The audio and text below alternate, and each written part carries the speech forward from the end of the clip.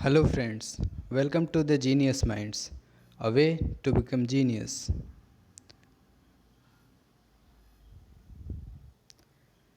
CGL के preliminary test में 40 plus और मेंस में 180 प्लस स्कोर करना इतना आसान नहीं है, पर एक सही रास्ता पता हो तो इतना मुश्किल भी नहीं है।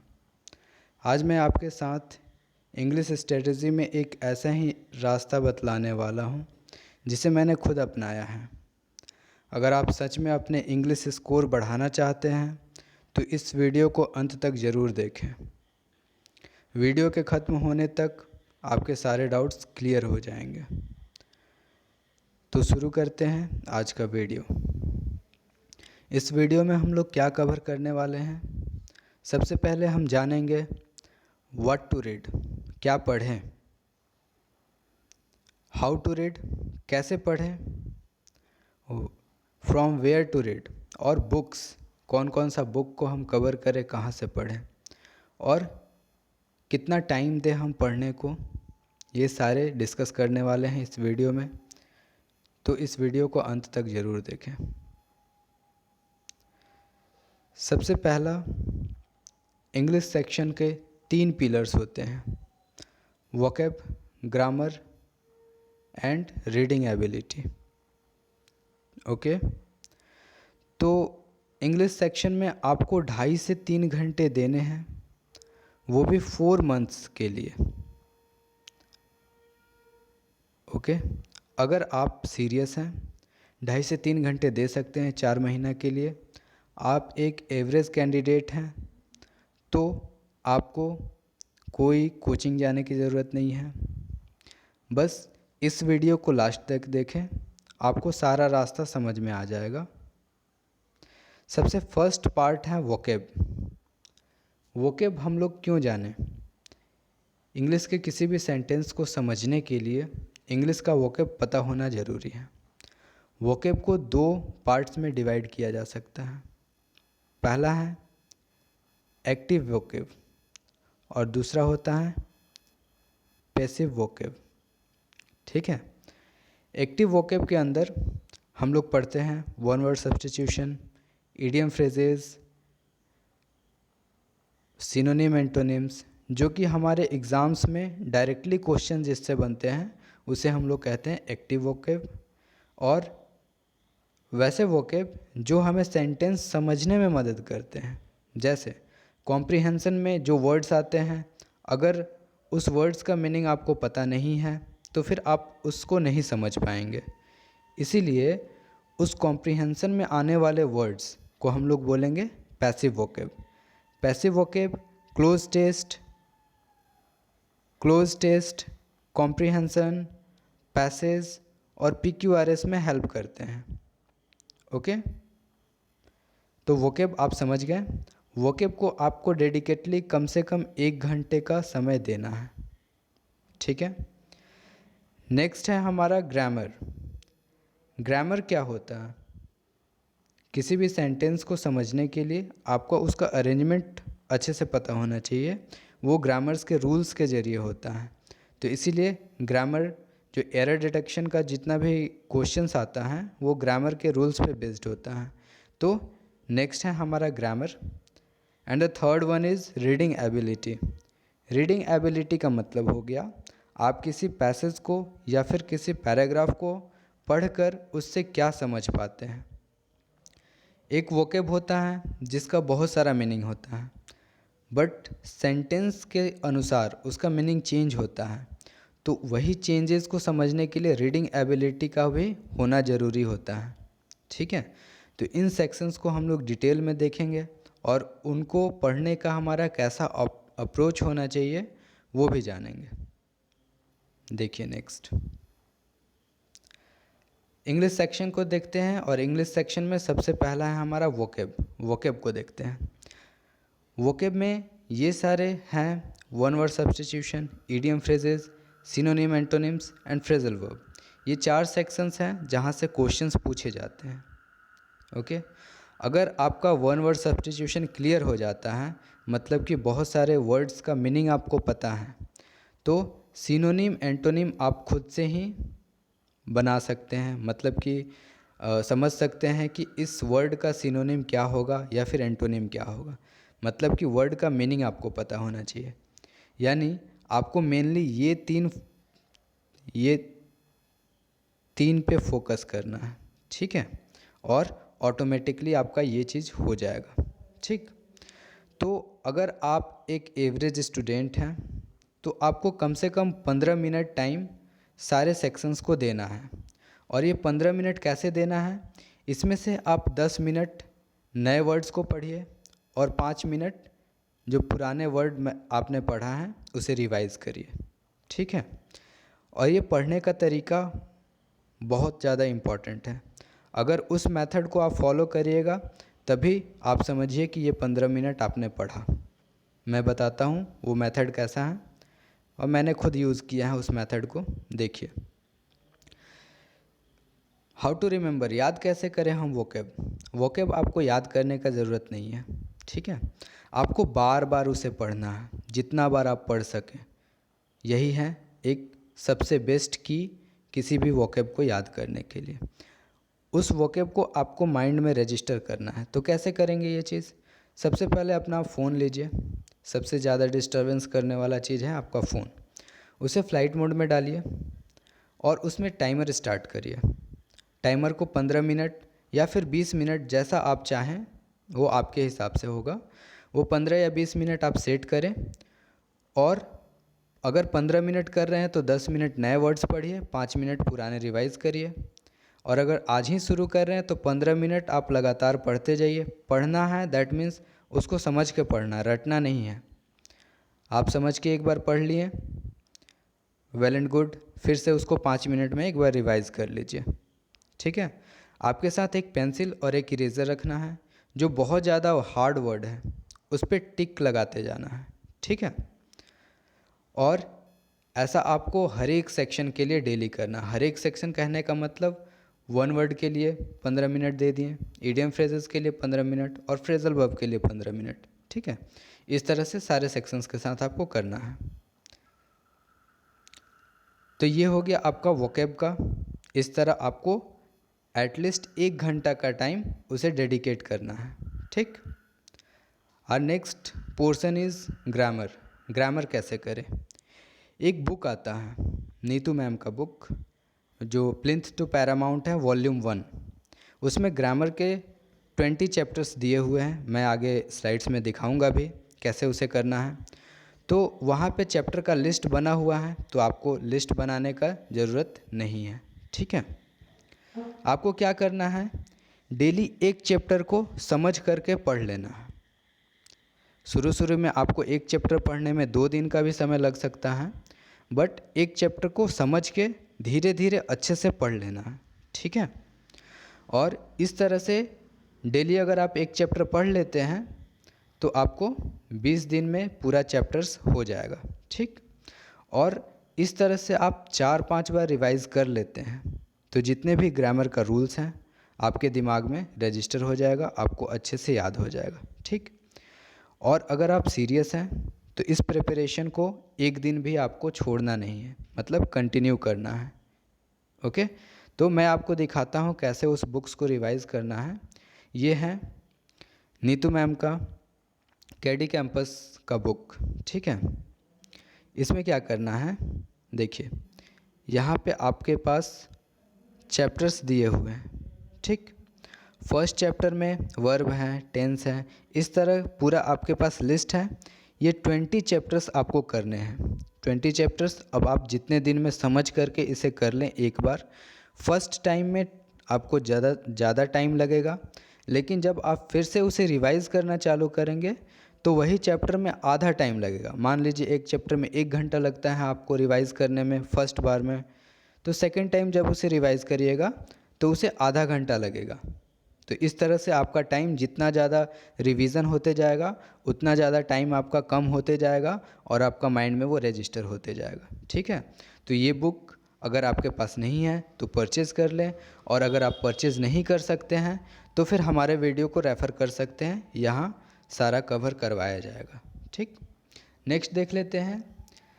तो थर्ड पिलर है हमारा रीडिंग एबिलिटी। रीडिंग एबिलिटी कैसे डेवलप करें?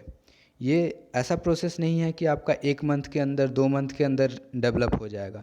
ये धीरे धीरे ग्रेजुअली डेवलप होने वाला प्रोसेस है, ठीक है।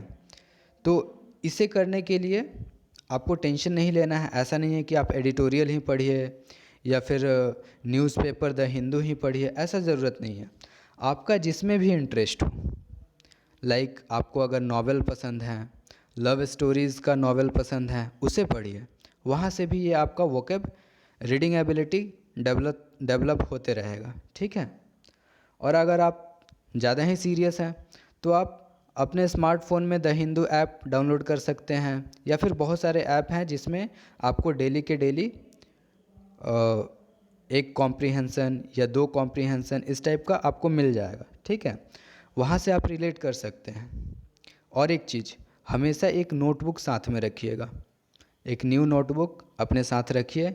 जो भी नया वर्ड्स आपको मिल रहा है उसे नोट करें, उसका मीनिंग, एक डिक्शनरी नाम है जिसका मैरियम वेबस्टर नाम है, या फिर vocab.com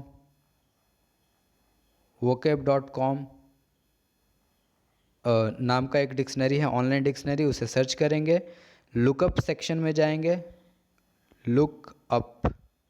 लुकअप सेक्शन में जाएंगे और वहाँ पे आप कोई भी वर्ड सर्च कर सकते हैं। वहाँ बहुत अच्छे से एक्सप्लेन करके सारा वर्ड्स का सिनोनिम, एंटोनिम और उसका यूसेज कैसा है वो भी दिया हुआ है, ठीक है। तो वहाँ से आप रेफ़र कर सकते हैं इस चीज़ को।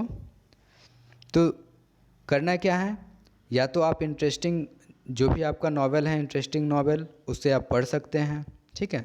जितना ज़्यादा टाइम आप स्पेंड करिएगा रीडिंग पे, उतना ज़्यादा अंडरस्टैंडिंग बढ़ेगा आपका, ठीक। और ये अंडरस्टैंडिंग रीडिंग एबिलिटी कहाँ हेल्प करता है? कॉम्प्रीहेंसन में, क्लोज टेस्ट में, सेंटेंस रीअरेंजमेंट में एंड फीलर्स में। फीलर्स यानी कि फिल इन द ब्लैंक्स में हेल्प करता है, ठीक है। तो ये हो गया रीडिंग एबिलिटी का। अब आप देख लीजिए बुक्स कौन कौन से पढ़ने हैं। रीडिंग एबिलिटी में आप आधा घंटा से 1 घंटा, जितना जैसे आपको टाइम हो, फ्री टाइम में जब भी हो आप उसे कर सकते हैं, ठीक है। तो ओवरऑल क्या करना है, आपको एक शेड्यूल बनाना है, इंग्लिश स्टडीज़ का एक शेड्यूल बनाना है और एक कैलेंडर टाइप का बनाना है। मैं अपना शेड्यूल आपको दिखा करके एक बार बताने का कोशिश करूँगा। उस तरह का कैलेंडर बनाना है और आपको मार्क करते जाना है कि किस दिन आपने प्रॉपरली पढ़ा है सारे सब्जेक्ट्स को, मतलब सारे पोर्शन को किस दिन कवर किया है, उस पर आपको टिक लगाते जाना है। या तो आप कर सकते हैं एक्सेल सीट पे बना लीजिएगा, जैसे मैंने बनाया था, अभी मैं दिखाने वाला हूँ, ठीक है। तो इस तरह से न केवल आपका एसएससी सीजीएल में,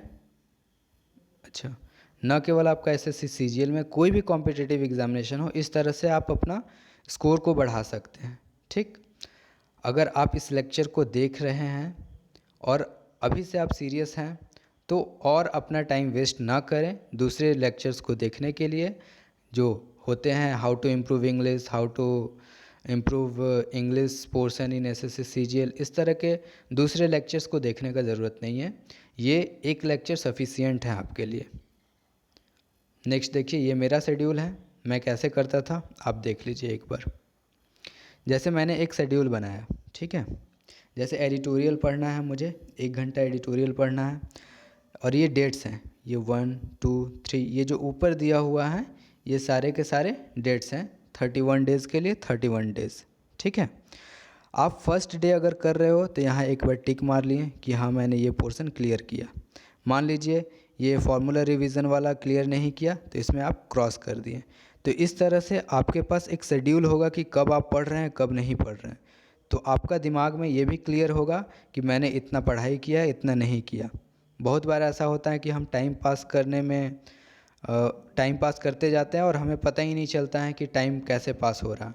बट ये जब आपके पास होगा, आपके स्टडी टेबल के सामने दीवार में जब चिपका होगा, तब आपको क्लियर पता होगा कि कितना टाइम मैंने दिया। ये देखिए वोकैब सेक्शन जहाँ पे है, मैं 1 घंटा दिया करता था। तो एंटोसाइनो, क्योंकि मेरा 1 वर्ड पूरा क्लियर था, अच्छी तरह से सारा याद था, तो मैंने एंटोसाइनो में 20 मिनट्स देना चालू किया, इडियम फ्रेजेस में 20 मिनट्स एंड फ्रेजल वर्ब में 20 मिनट्स। तो इस तरह आप अपना भी शेड्यूल को अल्टर कर सकते हैं, थोड़ा टाइम बढ़ा करके कर सकते हैं। ग्रामर 1 घंटा देता था तो आप भी ग्रामर में उस अपने हिसाब से टाइम को कर सकते हैं। ठीक है, तो ये मेरा शेड्यूल है। मैं जिस दिन करता था उसको टिक मार्क कर देता था और अगर नहीं किया तो उसे क्रॉस कर देता था।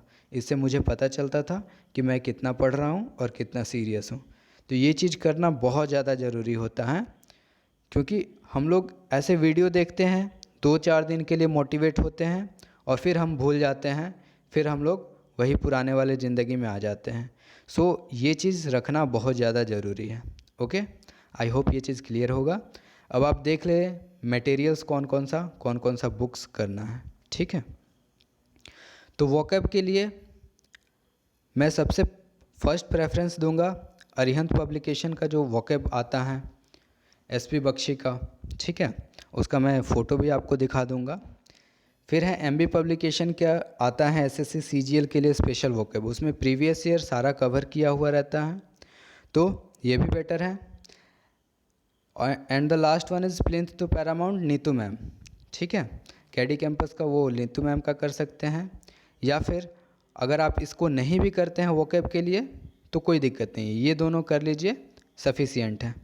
ठीक है, तो पहले अगर एक बुक आप उठाते हैं तो उस बुक को 2 बार 4 बार 5 बार रीडिंग दे देना है, फिर आपको नेक्स्ट बुक में जाना है।